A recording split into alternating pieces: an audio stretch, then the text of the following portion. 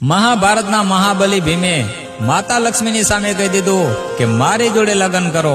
માતા લક્ષ્મી સામે આવો દુઃસાહસ કર્યો હતો, પણ માતા લક્ષ્મીએ એવી શરત રાખી દીધી, આજ પણ એ નદીનો પુલ અધૂરો પડ્યો છે. તો મિત્રો મારા, આ કઈ શરત હતી ને આ કહાનીનું રહસ્ય શું છે, જુઓ આ વિડીયોની અંદર.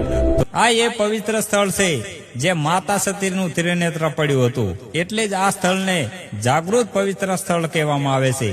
અને આ મંદિર એટલું શક્તિશાળી છે, જ્યારે છત્રપતિ શિવાજી યુદ્ધ પર જતા પહેલા તેમની ભવાની તલવાર લઈને અહીંયા માતાજીના આશીર્વાદ લેવા આવતા. એક દિવસ એવો સમય આવ્યો કે આ સોનાનું મંદિર માતાને છોડવું પડ્યું. ત્યાંથી 500 કિલોમીટર દૂર એક સુનસાન જંગલમાં આવી ગયા. ગુજરાત મહારાષ્ટ્રના બોર્ડર ઉપર ત્યાં અસુરો આતંક મચાવી રહ્યા હતા. ત્યાંના ગરીબ આદિવાસીઓને હેરાન પરેશાન કરી રહ્યા હતા, અને એટલો ત્રાસ વધી ગયો હતો કે લોકોનું જીવવું મુશ્કેલ થઈ ગયું હતું. તેમના ભક્તોનું આ દુઃખ માતા જોઈ શક્યા નહીં. અસુરોની સામે યુદ્ધ થયું. યુદ્ધ એવું ચાલ્યું, લડતા લડતા માતા જંગલ સુધી પહોંચી ગયા. સાંજ પડી ગઈ હતી.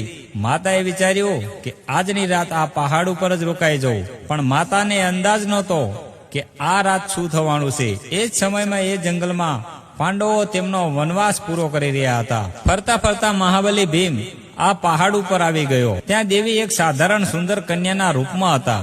માતાના આવા સુંદર રૂપ જોઈને ભીમ તેમની ઉપર મોહી ગયો, અને કાંઈ વિચાર કર્યા વગર માતાને કહી દીધું કે તમારી જોડે હું લગ્ન કરવા માંગુ છું. માતા મનમાં હસ્યા. માતા જાણતા હતા કે ભીમ એક માણસ છે અને હું માતા છું. ત્યારે તેમણે વિચાર કર્યો કે ભીમ મહાબલી છે અને બાજુના ગામમાં પાણીની ખૂબ જ તંગી રહે છે. પછી ભીમને કીધું કે હું લગ્ન કરું ખરી, પણ મારી એક શરત છે. શરત એ છે કે સવારનો સૂરજ નીકળતા પહેલા આ નદી ઉપર મોટામાં મોટો પુલ બનાવવો પડશે. ભીમને તેમની શરત માની લીધી, અને ભીમે તેની તાકાતથી મોટા મોટા પથ્થરોથી પુલ બાંધવાનું ચાલુ કરી દીધું. ભીમ એટલું ઉતાવળથી કામ કરી રહ્યો હતો કે સવાર પડતા પહેલા કામ પૂરું થવાની તૈયારી હતી. ત્યારે માતાને લાગ્યું કે ભીમ શરત જીતી જશે. ત્યારે માતાએ કુકડાનું રૂપ લઈ લીધું અને ગરજવા લાગ્યું. ભીમને લાગ્યું કે સવાર પડી ગઈ છે. ક્રોધમાં આવીને છેલ્લો પથ્થર ત્યાં ફેંકી દીધો અને ત્યાંથી ત્યાં નીકળી ગયો. અને આજ પણ એ અધૂરો પુલ રહી ગયો. અને સાહેબ, આ પુલનું નામ ભીમબાંધ કહેવામાં આવે છે. અને સાહેબ, આજ પણ માતા લક્ષ્મી આ પહાડ ઉપર બિરાજમાન છે, અને કહેવાય છે કે એમના દર્શન કરી જે કોઈ પ્રચાર ફેલાવે છે ને, એના ઘરમાં ધનલક્ષ્મીનો વાસ થાય છે, અને ક્યારેક ખજાને પણ ખોટ નથી આવતી.